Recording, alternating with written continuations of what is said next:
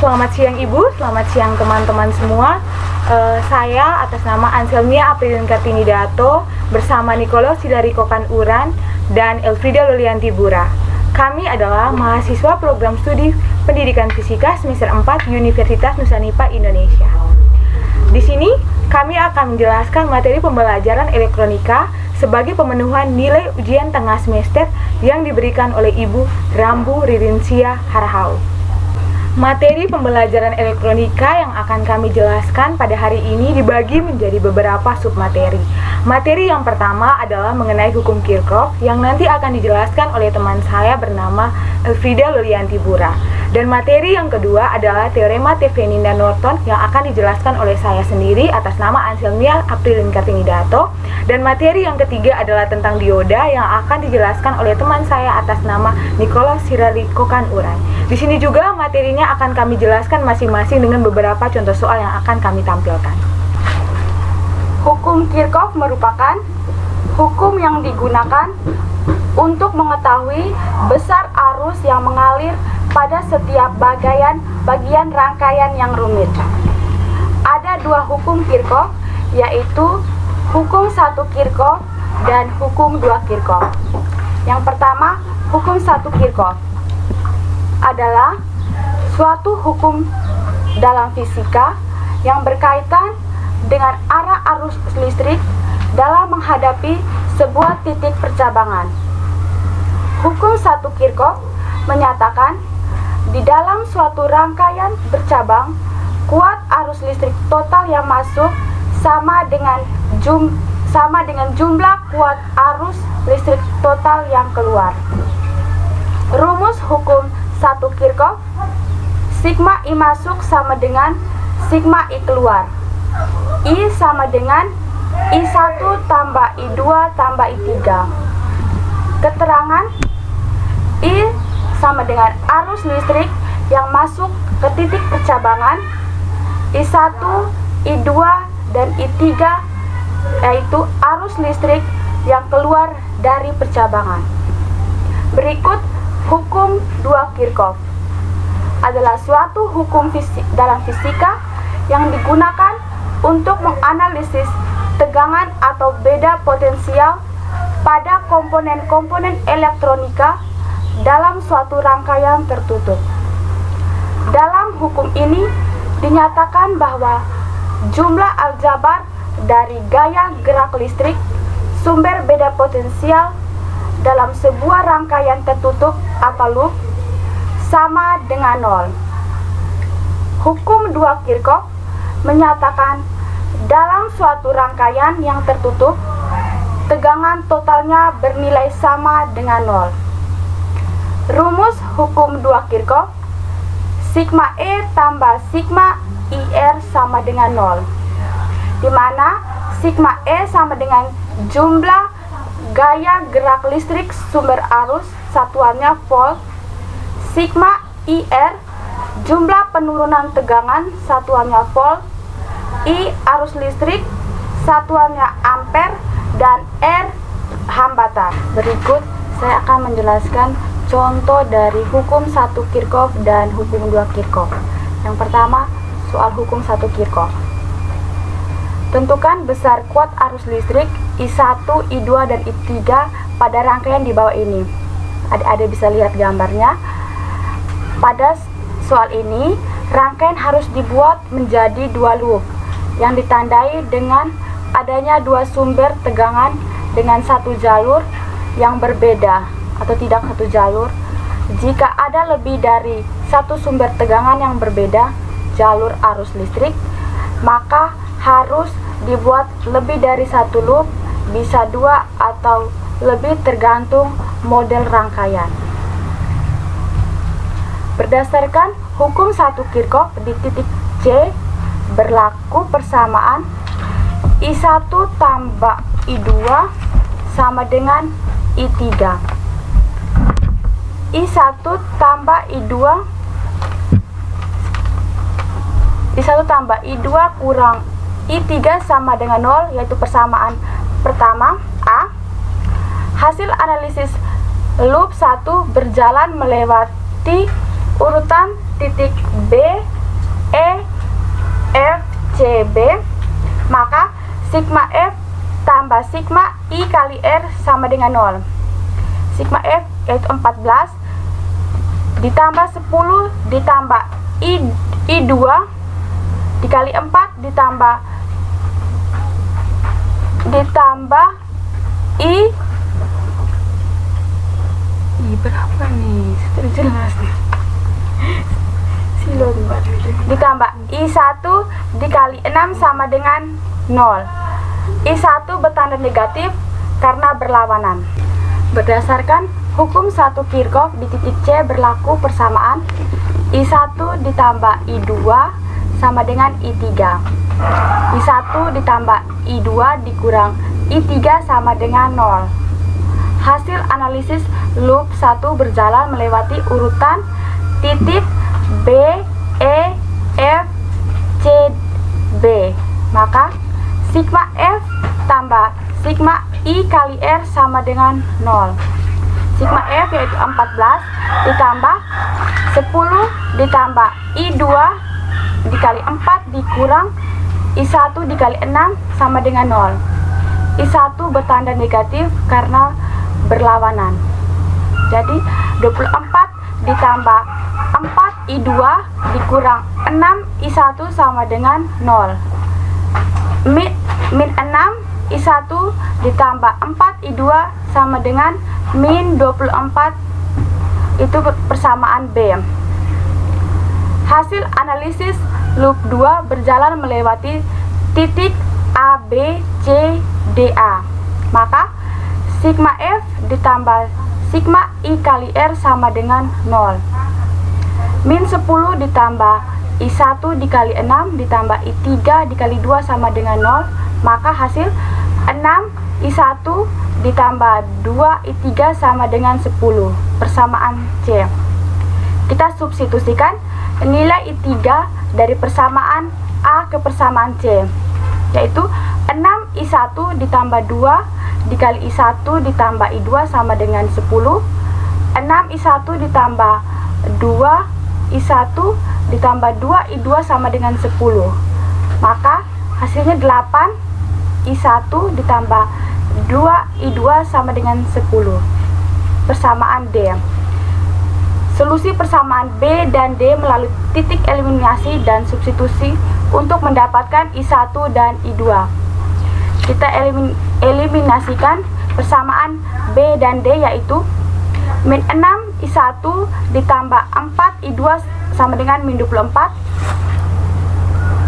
8 I1 tambah 2 I2 sama dengan 10.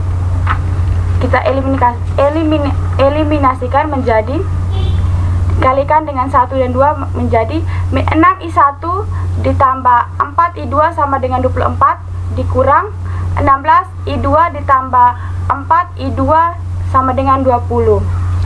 Jadi min 22 I1 sama dengan min 44, I1 sama dengan 2 ampere. Berikut kita substitusikan nilai I1 ke persamaan D untuk mendapatkan nilai I2.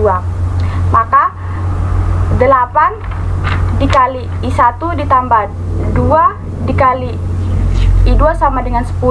Kita masukkan angkanya 8 dikali I1 nya 2 ditambah 2 dikali I2 sama dengan 10. 2 I2 sama dengan 10 kurang 16. 2 I2 sama dengan min 6. Jadi I2 sama dengan 3 ampere, min 3 ampere.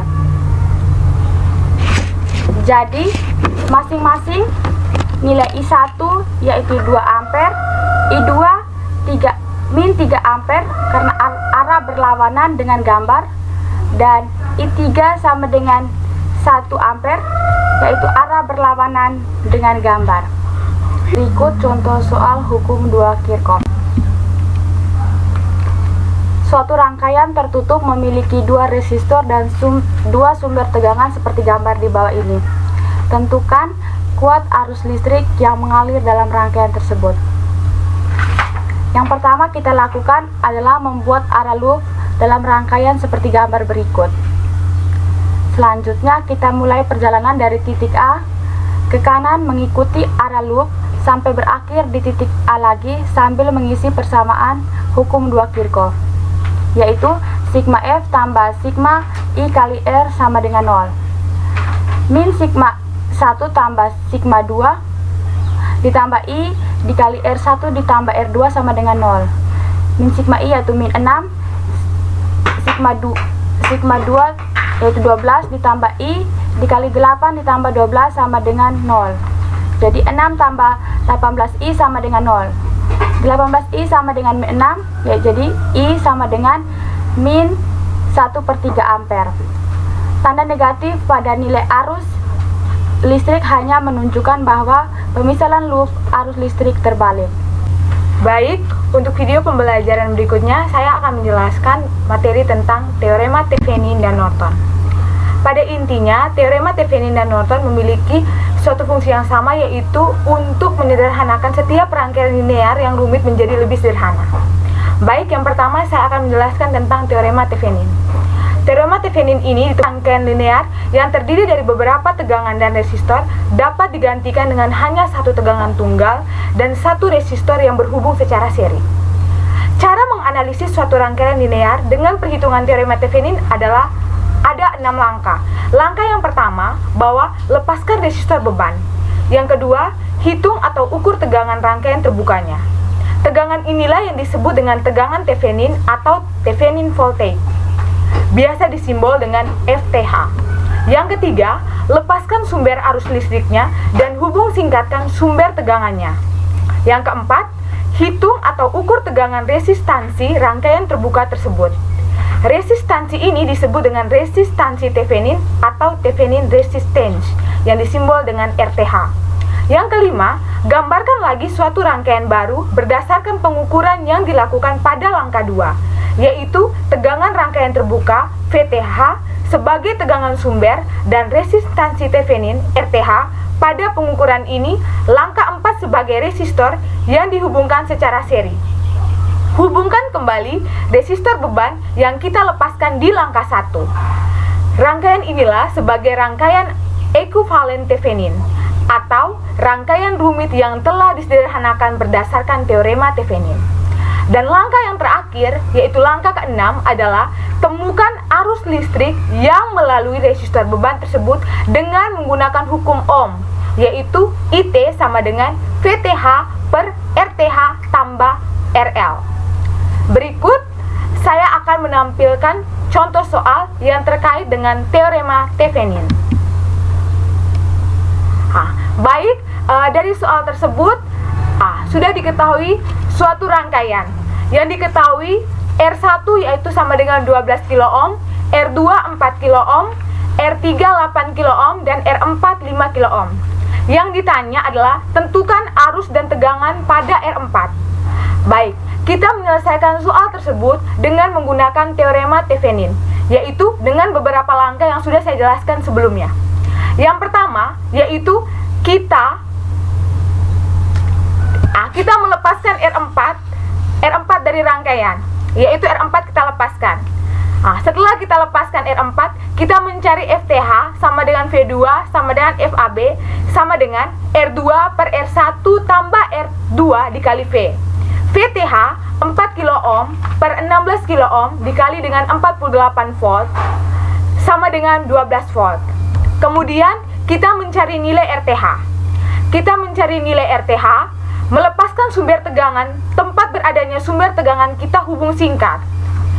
Nah, itu menjadi RTH sama dengan R3 ditambah R1 dikali R2 per R1 ditambah R2. RTH sama dengan 8 ditambah 4 dikali 12 per 4 ditambah 12. 8 ditambah 48 per 16. 48 dibagi 16 sama dengan 3, sehingga 8 ditambah 3 sama dengan 11 kilo ohm. Kemudian kita mencari VTH sama dengan 12 volt, kita sudah ketahui.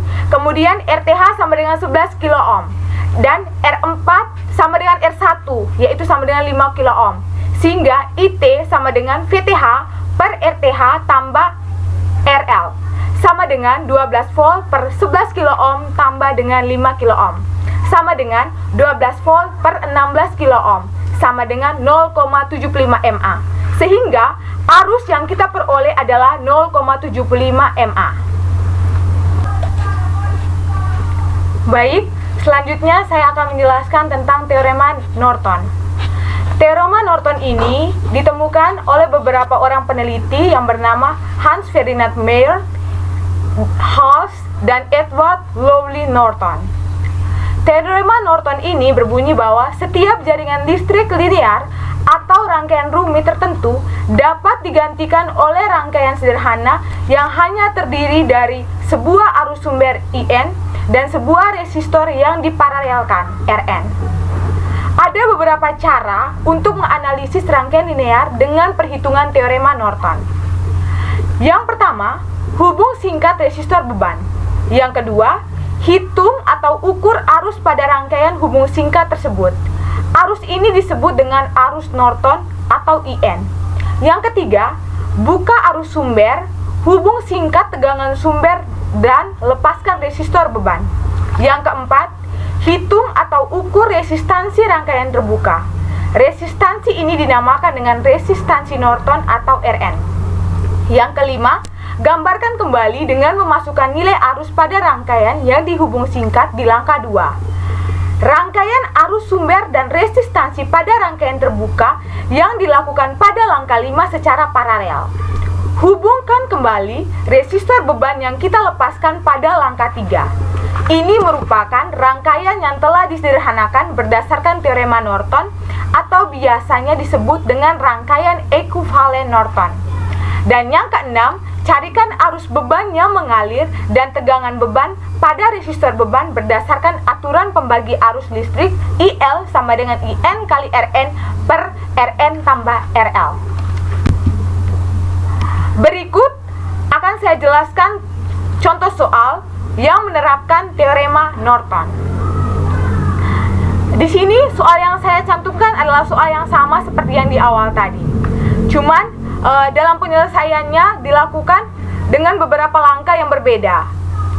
Kalau pada teorema Thevenin sebelumnya R4 dilepaskan, sedangkan kalau pada teorema Norton dihubung singkatkan langkah yang pertama. Baik, dari soal ini kita ketahui bahwa R1 sama dengan 12 kilo ohm, R2 sama dengan 4 kilo ohm, R3 sama dengan 8 kilo ohm, R4 sama dengan 5 kilo ohm. Yang ditanya adalah I4 dan V4. Nah, yang pertama adalah kita menentukan IN. Lalu kita mencari RT sama dengan R1 tambah R2 dikali R3 per R2 ditambah R3 sama dengan 12 tambah 4 kali 8 per 4 tambah 8 sama dengan 12 tambah 32 per 12 sama dengan 14,6 kilo ohm. Kemudian kita mencari IL sama dengan V per RL sama dengan 48 per 14,6. IL sama dengan 3,3 MA. I3 sama dengan IN sama dengan IAB, sehingga R2 per R2 tambah R3 dikali dengan IL sama dengan IN sama dengan 4 per 12 dikali 3,3 sama dengan 1,1 MA. Kemudian kita mencari nilai Rn. Rn sama dengan 12.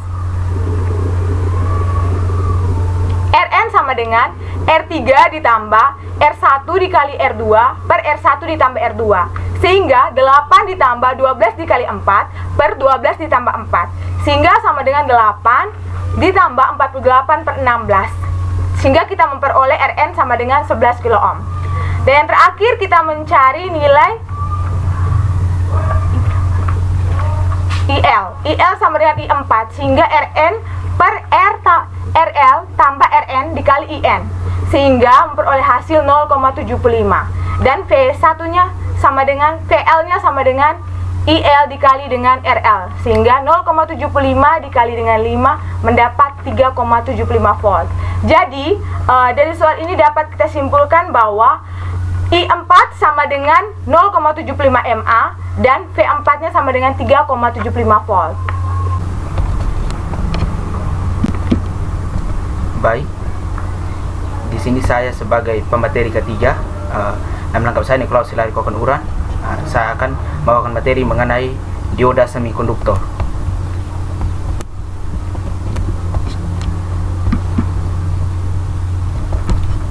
pertama, pengertian dari dioda. Dioda semikonduktor atau setengah penghantar merupakan komponen elektronika terbuat dari bahan yang bersifat isolator dan penghantar atau konduktor. Dioda berasal dari kata di yang berarti dua dan oda yang berarti elektroda, di mana elektrodanya tersebut adalah anoda yang berpolaritas positif dan katoda yang berpolaritas negatif.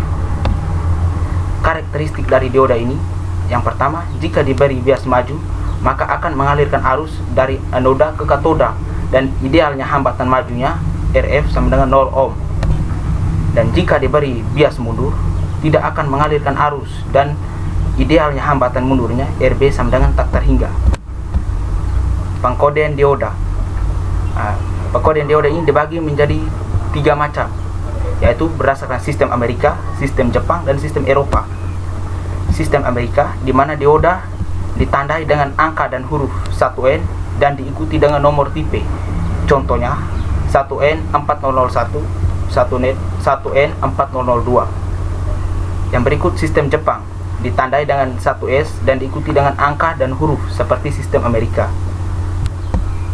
Yang ketiga, sistem Eropa, terdiri dari 2 atau 3 huruf dan diikuti dengan nomor seri, di mana huruf pertamanya menyatakan bahan dasar, sedangkan huruf kedua menyatakan fungsinya. Contohnya BY127, BY33.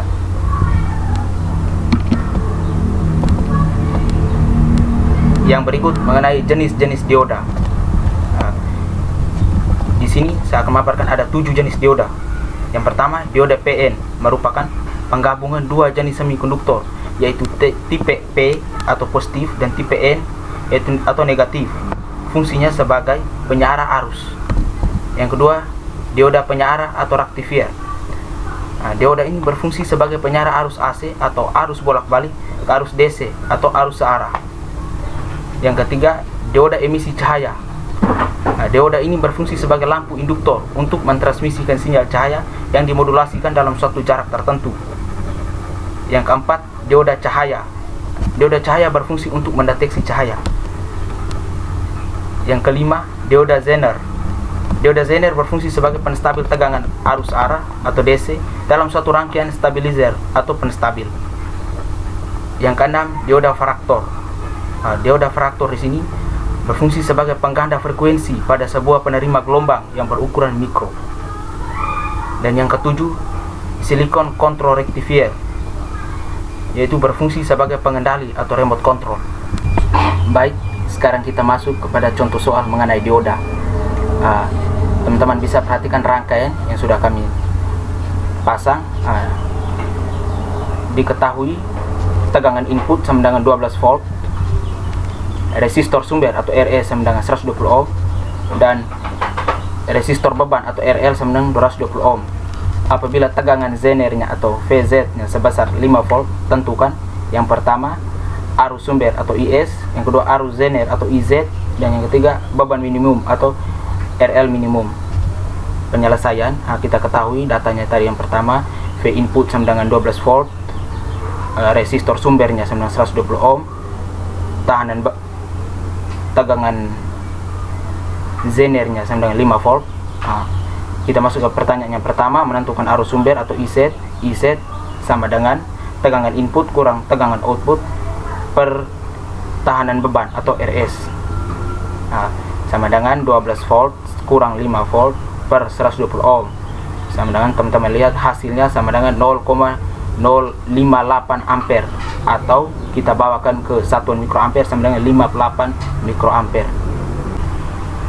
Ya, jadi kita lihat angkanya situ, 12 volt kurang 5 volt per 120 ohm sama dengan 7 per 120.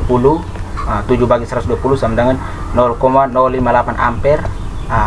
Di sini kita membawakan satuannya ke miliampere, jadi sama dengan 58 miliampere.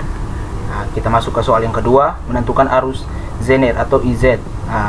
IZ sama dengan IS kurang IRL. IS tadi itu merupakan arus sumber, IRL merupakan arus beban.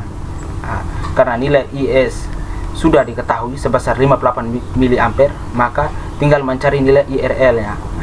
Kita gunakan rumus IRL sama dengan tegangan output per tahanan beban sama dengan 5 volt per per 120 ohm sama dengan 0,023 ampere. Kita bawa satuannya ke miliampere sama dengan 23 miliampere, sehingga IZ sama dengan IS kurang IRL sama dengan 58 miliampere kurang 23 miliampere sama dengan 35 miliampere. Kita masuk ke pertanyaan yang ketiga, menentukan tahanan beban minimum atau RL minimum. RL minimum sama dengan tegangan Zener dibagi arus sumber atau VZ per IS, sama dengan 5 volt dibagi 58 miliampere sama dengan 86,21 ohm.